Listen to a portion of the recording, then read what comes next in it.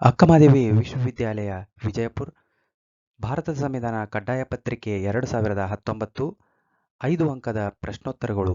ನಾನು ತ್ರಿವಿಕ್ರಮ್ ಬವಲತ್ತಿ. ವಿದ್ಯಾರ್ಥಿಗಳೇ, ಈ 5 ಅಂಕದ ಪ್ರಶ್ನೆಗಳಲ್ಲಿ ಅತಿ ಮುಖ್ಯವಾದ ಇಂಪಾರ್ಟೆಂಟ್ ಪ್ರಶ್ನೆಗಳನ್ನು ನಾನು ಕೊನೆಯ ಭಾಗದಲ್ಲಿ ಈ ವಿಷಯಗಳನ್ನು ಚರ್ಚೆ ಮಾಡ್ತೀನಿ. ಇಂಪಾರ್ಟೆಂಟ್ ಪ್ರಶ್ನೆಗಳನ್ನು ನೀವು ಸ್ಟಡಿ ಮಾಡಲಿಕ್ಕೆ ಅನುಕೂಲ ಆಗ್ತದೆ.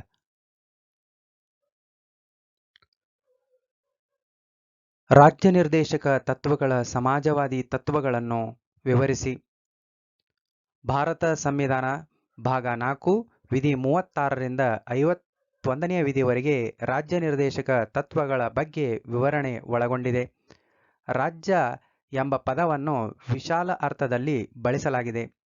ಕಲ್ಯಾಣೋತ್ಪತ್ತಿಗಾಗಿ ರಾಜ್ಯ ನಿರ್ದೇಶಕ ಪರಿಕಲ್ಪನೆಯನ್ನು ಐರ್ಲೆಂಡ್ ಸಂವಿಧಾನದಿಂದ ಎರವಲು ಪಡೆಯಲಾಗಿದೆ. ಇದರ ಮೂಲ ಯಶಸ್ವಿ ಸ್ಪೇನ್ ಗಣರಾಜ್ಯ ಸಂವಿಧಾನದಲ್ಲಿ ದೊರೆಯುತ್ತದೆ.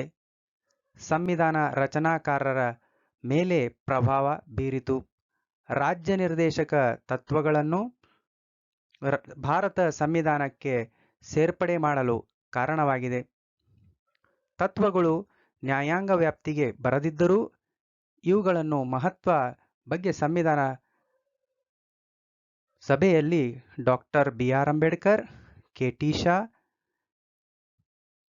ಕೆ.ಎಂ. ಮುನ್ಸಿ ರವರು ಮೊದಲಾದವರು ಒತ್ತಿ ಹೇಳಿದರು. ದೇಶದ ಸಮಸ್ತ ಪ್ರಜೆಗಳಿಗೆ ಸಾಮಾಜಿಕ, ಆರ್ಥಿಕ ಹಾಗೂ ರಾಜಕೀಯ ನ್ಯಾಯವನ್ನು ಒದಗಿಸುವುದು, ಎಲ್ಲ ಕ್ಷೇತ್ರದಲ್ಲಿ ಅವರಿಗೆ ಸ್ವಾತಂತ್ರ್ಯ ಕೊಡುವುದು, ಸಾಮಾಜಿಕ ಸ್ಥಾನಮಾನಗಳಲ್ಲಿ ಸಮಾನತೆಯನ್ನು ಒದಗಿಸುವುದು ಹಾಗೂ ಭಾರತದ ಎಲ್ಲ ರಾಜ್ಯಗಳ ಪ್ರಜೆಗಳಲ್ಲಿ ಸಹೋದರತ್ವ ಭಾವನೆ ಬೆಳೆಸುವುದು ಮೂಲಕ ಉದ್ದೇಶವಾಗಿದೆ. ಭಾರತ ಸಂವಿಧಾನದಲ್ಲಿ ಸೇರಿಸಲಾಗಿರುವ ರಾಜ್ಯ ನಿರ್ದೇಶಕ ತತ್ವಗಳು: 1. ಸಮಾಜವಾದಿ ತತ್ವಗಳು. 2. ಗಾಂಧಿವಾದ ತತ್ವಗಳು. 3. ಉದಾರವಾದಿ ತತ್ವಗಳು.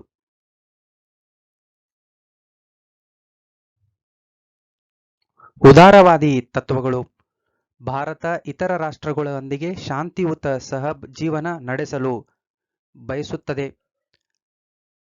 ರಾಷ್ಟ್ರಗಳೊಂದಿಗೆ ಸಹಕರಿಸಿ ಸ್ನೇಹಮಯ ವಾತಾವರಣ ಉಂಟುಮಾಡಲು ಯತ್ನಿಸುತ್ತದೆ.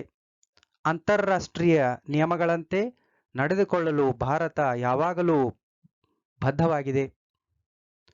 ಇತಿಹಾಸ ಮತ್ತು ಕಲಾತ್ಮಕ ವಸ್ತುಗಳನ್ನು ರಾಷ್ಟ್ರವು ರಕ್ಷಿಸಿಕೊಂಡು ಬರಬೇಕೆಂದು ತಿಳಿಸುತ್ತದೆ.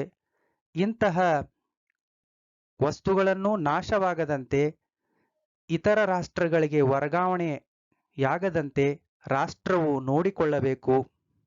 ಅಂತಾರಾಷ್ಟ್ರೀಯ ಶಾಂತಿ ಮತ್ತು ಸುವ್ಯವಸ್ಥೆಯನ್ನು ಕಾಯ್ದುಕೊಂಡು ಬರಲು ಭಾರತವು ಎಲ್ಲ ರಂಗದಲ್ಲೂ ಸಹಕಾರ ನೀಡುತ್ತದೆ. ಅಂತಾರಾಷ್ಟ್ರೀಯ ಕಾನೂನುಗಳು ಮತ್ತು ಕರಾರುಗಳಿಗೂ ಗೌರವ ಬರುವಂತೆ ಮತ್ತು ಕಲಹಗಳನ್ನು ಶಾಂತಿಯುತವಾಗಿ ಪರಸ್ಪರ ಹೊಂದಾಣಿಕೆಯ ಮೂಲಕ ಬಗೆಹರಿಸಿಕೊಳ್ಳುವುದರಲ್ಲಿ ಭಾರತ ಸಹಕಾರವನ್ನು ಸಲ್ಲಿಸುತ್ತದೆ.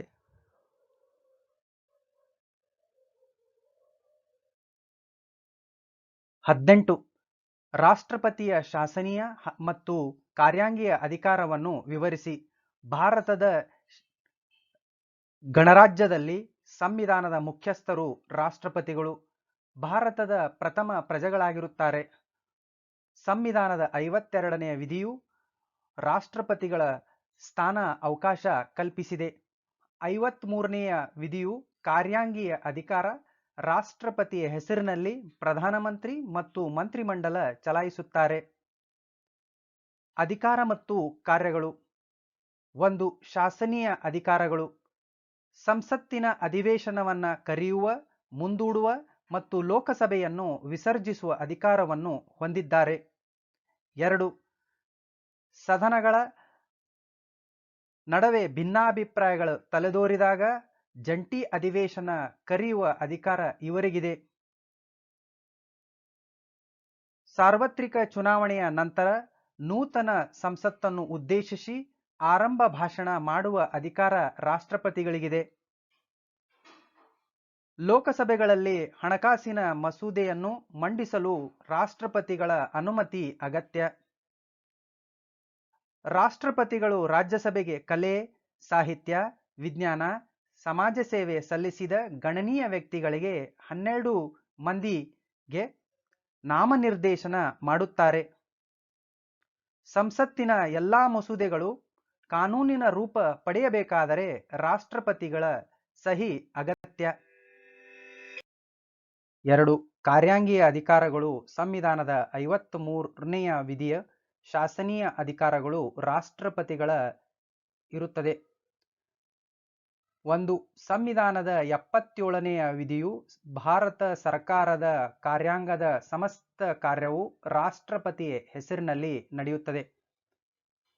2. ಭಾರತದ ರಾಷ್ಟ್ರಪತಿಗಳು ಪ್ರಧಾನಮಂತ್ರಿಗಳನ್ನು ನೇಮಕ ಮಾಡುವುದು, ನಂತರ ಅವರ ಸಲಹೆ ಮೇರೆಗೆ ಮಂತ್ರಿಮಂಡಲ ಸದಸ್ಯರನ್ನು ನೇಮಿಸುವರು.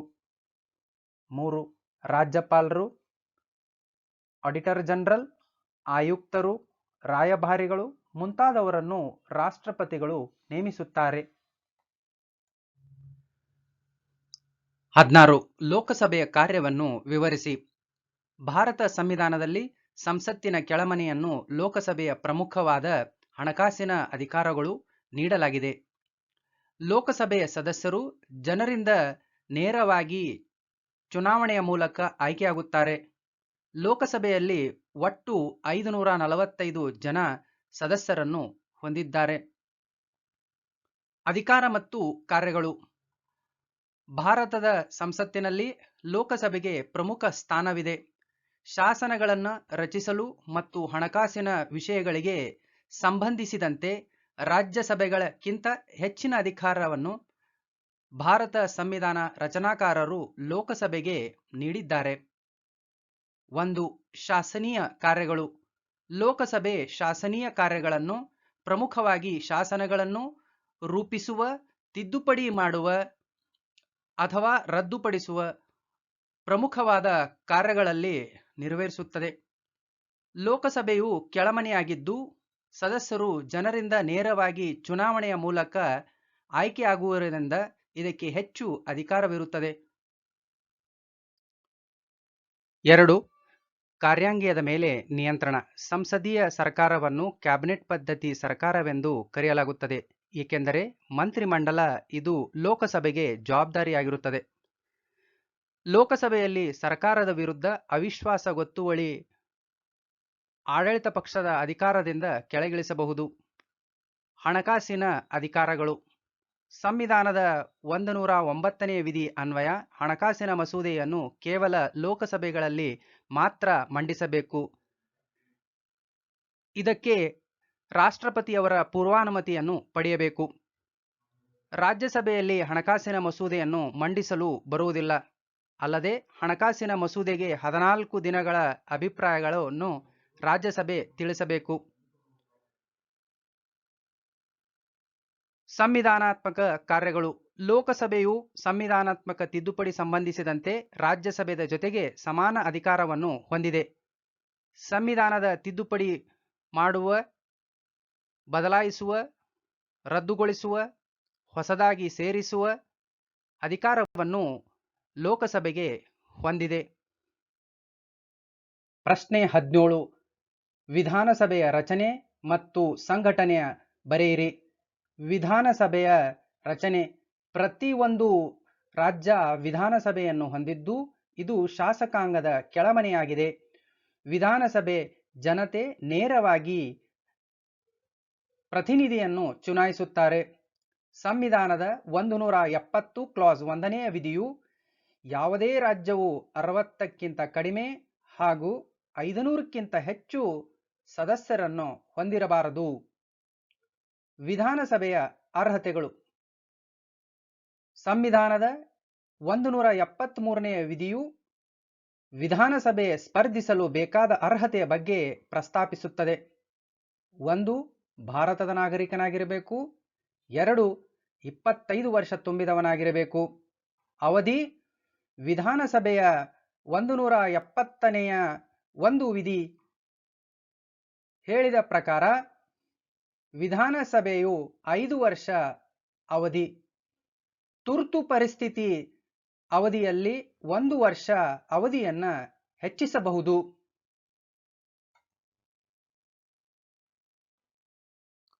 ಅಧಿಕಾರ ಮತ್ತು ಕಾರ್ಯಗಳು. ಶಾಸಕಾಂಗೀಯ ಕಾರ್ಯ.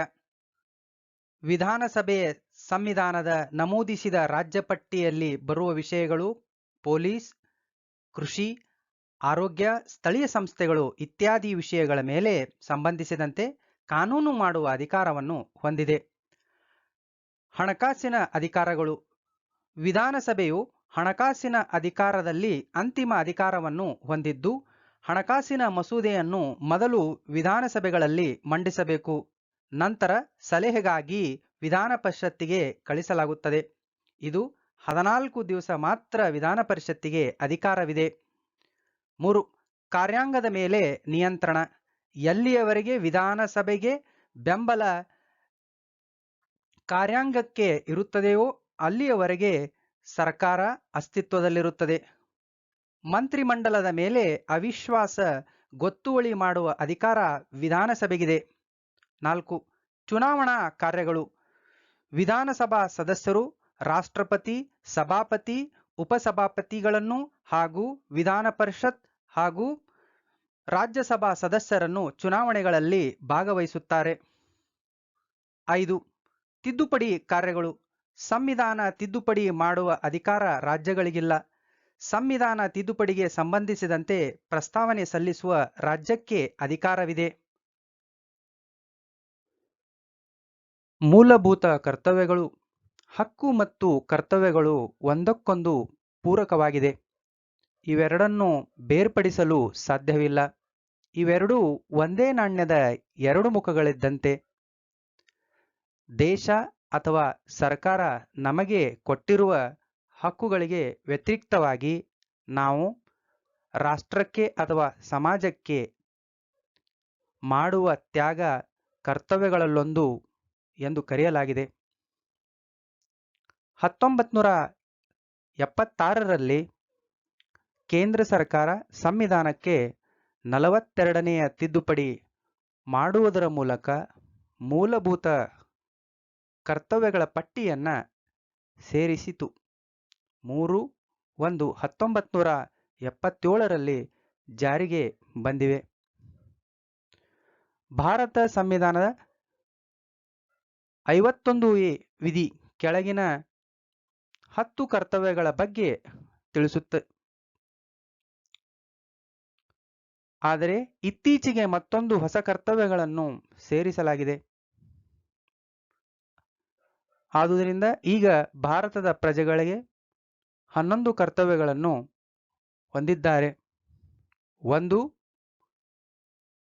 ರಾಷ್ಟ್ರಗೀತೆ, ರಾಷ್ಟ್ರಧ್ವಜ ಹಾಗೂ ರಾಷ್ಟ್ರದ ಆದರ್ಶಗಳನ್ನು ಗೌರವಿಸುವುದು. 2. ಸ್ವತಂತ್ರ ಸಂಗ್ರಾಮಕ್ಕೆ ಸ್ಫೂರ್ತಿದಾಯಕವಾದ ಆದರ್ಶಗಳನ್ನು ಗೌರವಿಸುವುದು ಹಾಗೂ ಅನುಸರಿಸುವುದು.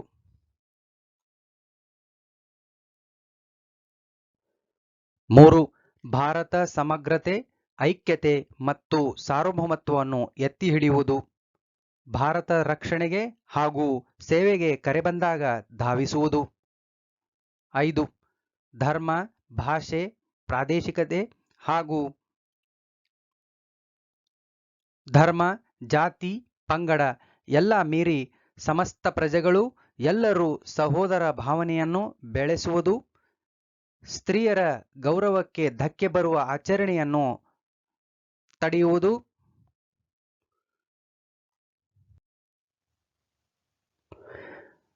ಮಿಶ್ರ ಸಂಸ್ಕೃತಿ, ಭವ್ಯ ಪರಂಪರೆಯನ್ನು ಗೌರವಿಸುವುದು ಹಾಗೂ ಕಾಪಾಡುವುದು. ಅರಣ್ಯ, ನದಿ, ಸರೋವರ ಹಾಗೂ ವನ್ಯಜೀವಿಗಳ ಸೇರಿದಂತೆ ಸಮಗ್ರ ನೈಸರ್ಗಿಕ ಪರಿಸರವನ್ನು ಕಾಪಾಡುವುದು ಹಾಗೂ ಪ್ರಾಣಿಗಳ ಜೊತೆಗೆ ಅನುಕಂಪವನ್ನು ತೋರಿಸುವುದು. ವೈಜ್ಞಾನಿಕ ಮನೋಭಾವನೆ ಬೆಳೆಸಿಕೊಂಡು ಮನೋಭಾವವನ್ನು ಹೊಂದುವುದು. ಸಾರ್ವಜನಿಕ ಆಸ್ತಿ ರಕ್ಷಿಸುವುದು. ಜೊತೆಗೆ ಹಿಂಸೆಯನ್ನ ತ್ಯಜಿಸುವುದು. ವೈಯಕ್ತಿಕ ಹಾಗೂ ಸಾಮೂಹಿಕ ಕಾರ್ಯಗಳಲ್ಲಿ ಶ್ರೇಷ್ಠತೆಯನ್ನು ತೋರಿ ರಾಷ್ಟ್ರದ ಎಲ್ಲ ಕ್ಷೇತ್ರದಲ್ಲಿಯೂ ಸಾಧನೆಯನ್ನ ತೋರುವುದು. 6 ರಿಂದ 14 ವರ್ಷದ ಎಲ್ಲ ಮಕ್ಕಳನ್ನು ಕಡ್ಡಾಯವಾಗಿ ಉಚಿತ ಶಿಕ್ಷಣ ಕೊಡಿಸುವುದು ಪ್ರತಿಯೊಬ್ಬರ ಪಾಲಕರ ಕರ್ತವ್ಯವಾಗಿದೆ. 18 ಮಂತ್ರಿಮಂಡಲದ ರಚನೆ, ಅಧಿಕಾರ ಮತ್ತು ಕಾರ್ಯಗಳನ್ನು ವಿವರಿಸಿ. ಸಂವಿಧಾನದ 74ನೇ ವಿಧಿ ಅನ್ವಯ ರಾಷ್ಟ್ರಪತಿಗಳಿಗೆ ನೆರವು ಮತ್ತು ಸಲಹೆ ನೀಡಲು ಪ್ರಧಾನಮಂತ್ರಿಯ ನೇತೃತ್ವದ ಮಂತ್ರಿಮಂಡಲ ಇರುತ್ತದೆ. ರಾಷ್ಟ್ರಪತಿಯು ಮಂತ್ರಿಮಂಡಲದ ಅನುಗುಣವಾಗಿ ಕಾರ್ಯನಿರ್ವಹಿಸುವರು. ಮಂತ್ರಿಮಂಡಲದ ಸದಸ್ಯರು ಸಂಖ್ಯೆ ಲೋಕಸಭೆಯ ಒಟ್ಟು ಸದಸ್ಯರಲ್ಲಿ 15ರಷ್ಟು ಇರತಕ್ಕದ್ದು. 1 ಕ್ಯಾಬಿನೆಟ್ ಸಚಿವರು, 2 ರಾಜ್ಯ ಖಾತೆ ಸಚಿವರು, 3 ಉಪಮಂತ್ರಿಗಳು. ಅಧಿಕಾರ ಮತ್ತು ಕಾರ್ಯಗಳು. ಆಡಳಿತಾತ್ಮಕ ಕಾರ್ಯಗಳು. ಭಾರತದಲ್ಲಿ ಮಂತ್ರಿಮಂಡಲ ನೈಜ ಕಾರ್ಯಾಂಗವಾಗಿ ಕಾರ್ಯನಿರ್ವಹಿಸುತ್ತದೆ. ರಾಷ್ಟ್ರ ಮತ್ತು ಅಂತಾರಾಷ್ಟ್ರೀಯ ಸಮಸ್ಯೆಗಳನ್ನು ಬಗೆಹರಿಸಿ ನೀತಿಗಳನ್ನು ರೂಪಿಸುವಲ್ಲಿ ಹಾಗೂ ಸರ್ಕಾರದ ಎಲ್ಲ ಮಂತ್ರಾಲಯಗಳ ಕಾರ್ಯಗಳನ್ನು ಮೇಲ್ವಿಚಾರಣೆ ಮಾಡುವ, ನಿರ್ದೇಶಿಸುವ ಕಾರ್ಯವನ್ನು ಹಾಗೂ ರಾಷ್ಟ್ರದ ಆಡಳಿತ ನಿರ್ವಹಣೆಯ ಜವಾಬ್ದಾರಿ ಕ್ಯಾಬಿನೆಟ್ದೇ ಆಗಿರುತ್ತದೆ. ಶಾಸನೀಯ ಕಾರ್ಯಗಳು. ಸಂಸತ್ತಿನ ವೇಳಾಪಟ್ಟಿಯನ್ನು ಕ್ಯಾಬಿನೆಟ್ ನಿರ್ಧರಿಸುತ್ತದೆ. ಸಭೆಯನ್ನು ಕರೆಯುವ, ಮುಂದುವರಿಸುವ ವಿಷಯಗಳಿಗೆ ಸಂಬಂಧಿಸಿದಂತೆ ರಾಷ್ಟ್ರಪತಿಗಳಿಗೆ ಸಲಹೆ ನೀಡುತ್ತದೆ. ಸರ್ಕಾರಿ ಮಸೂದೆಗಳನ್ನು ಮಂಡಿಸುವ ಮತ್ತು ಅದಕ್ಕೆ ಅಂಗೀಕಾರ ಪಡೆಯುವ ಕಾರ್ಯನಿರ್ವಹಿಸುತ್ತದೆ. ಸಾಮೂಹಿಕ ಹೊಣೆಗಾರಿಕೆ. ಸಫಲತೆ ಮತ್ತು ವಿಫಲತೆ ಮಂತ್ರಿ ಮಂಡಲ ಸದಸ್ಯರು ನೇರವಾಗಿ ಹೊಣೆಗಾರರಾಗಿರುತ್ತಾರೆ. ಕ್ಯಾಬಿನೆಟ್ ತೀರ್ಮಾನ ಪ್ರತಿಯೊಬ್ಬರು ಸಚಿವರು ಬೆಂಬಲಿಸಬೇಕು ಹಾಗೂ ಶಾಸಕಾಂಗದಲ್ಲಿ ಅದನ್ನು ಸಮರ್ಥಿಸಿಕೊಳ್ಳಬೇಕು. ಅಲ್ಲದೆ ಲೋಕಸಭೆಗಳಲ್ಲಿ ಅವಿಶ್ವಾಸ ಗೊತ್ತುವಳಿ ಅಂಗೀಕಾರವಾದಲ್ಲಿ ಮಂತ್ರಿಮಂಡಲ ಮತ್ತು ಪ್ರಧಾನಮಂತ್ರಿ ರಾಜೀನಾಮೆ ನೀಡಬೇಕಾಗುತ್ತದೆ. ವೈಯಕ್ತಿಕ ಹೊಣೆಗಾರಿಕೆ. ಪ್ರತಿಯೊಬ್ಬ ಸಚಿವ ನೂತನ ಇಲಾಖೆ ಕಾರ್ಯನಿರ್ವಹಣೆಗೆ ಸಂಬಂಧಿಸಿದಂತೆ ಶಾಸಕಾಂಗಕ್ಕೆ ಹೊಣೆಗಾರರಾಗಿರುತ್ತಾರೆ. ಕೆಲವೊಮ್ಮೆ ನಿರ್ದಿಷ್ಟ ಇಲಾಖೆಯು ಸಚಿವರು ಕಾರ್ಯವೈಖರಿ ಸಮರ್ಥನೆವಾಗದೇ ಇದ್ದಲ್ಲಿ ಆ ಸಚಿವ ರಾಜೀನಾಮೆಯನ್ನು ಕೇಳಿ ಪಡೆಯಬಹುದು. ತಮ್ಮ ತಮ್ಮ ಇಲಾಖೆಗಳ ದಕ್ಷ ಹಾಗೂ ಪರಿಣಾಮಕಾರಿಯಾಗಿ ಕಾರ್ಯನಿರ್ವಹಣೆ ಶಾಸಕಾಂಗದ ವೈಯಕ್ತಿಕವಾಗಿ ಮಂತ್ರಿಗಳು ಹೊಣೆಗಾರರಾಗಿರುತ್ತಾರೆ. ಹಣಕಾಸಿನ ಕಾರ್ಯಗಳು. ರಾಷ್ಟ್ರದ ಆರ್ಥಿಕ ನೀತಿ ಅನುಗುಣವಾಗಿ ಪ್ರತಿ ವರ್ಷ ವಾರ್ಷಿಕ ಮುಂಗಡ ಪತ್ರ ಅಥವಾ ಬಜೆಟ್ ರಚಿಸುವುದು ಲೋಕಸಭೆಗಳಲ್ಲಿ ಮಂಡಿಸುವ ಜವಾಬ್ದಾರಿಯಾಗಿರುತ್ತದೆ. ಹೊಂದಾಣಿಕೆ. ವಿವಿಧ ಇಲಾಖೆಗಳ ನಡುವೆ ಹೊಂದಾಣಿಕೆ ತರುವುದು ಜವಾಬ್ದಾರಿಯಾಗಿರುತ್ತದೆ. ಆಡಳಿತಗಳಲ್ಲಿ ಸಮನ್ವಯತೆಯನ್ನು ತರಲು ಇಲಾಖೆಗಳ ನಡುವೆ ಹೊಂದಾಣಿಕೆ ಅಗತ್ಯ. ಸರ್ಕಾರದ ಜನಪರ ಕಾರ್ಯಕ್ರಮಗಳನ್ನು ಪ್ರಾಮಾಣಿಕವಾಗಿ ಅನುಷ್ಠಾನಗೊಳಿಸಲು ವಿವಿಧ ಇಲಾಖೆಗಳ ನಡುವೆ ಹೊಂದಾಣಿಕೆ ತರುವ ಹೊಣೆಗಾರಿಕೆ ಕ್ಯಾಬಿನೆಟ್ದಾಗಿರುತ್ತದೆ. ಧನ್ಯವಾದಗಳು. PS ಗುರುಜಿ ಯೂಟ್ಯೂಬ್ ಚಾನಲನ್ನು ಶೇರ್ ಮಾಡಿ, ಸಬ್ಸ್ಕ್ರೈಬ್ ಮಾಡಿ, ಬೆಲ್ ಐಕನ್ನನ್ನು ಪ್ರೆಸ್ ಮಾಡಿ. ಇವತ್ತಿನ ಇಂಪಾರ್ಟೆಂಟ್ ಪ್ರಶ್ನೆಗಳು 15ನೇ ಪ್ರಶ್ನೆ, 17 ಮತ್ತು 18ನೇ ಪ್ರಶ್ನೆಯನ್ನು ಬಹಳ ಇಂಪಾರ್ಟೆಂಟ್ ಆಗಿರುವಂಥ ಪ್ರಶ್ನೆಗಳು. ಅದರ ಬಗ್ಗೆ ನೀವು ಸ್ವಲ್ಪ ಅಭ್ಯಾಸವನ್ನು ಮಾಡಿಕೊಳ್ಳಿ.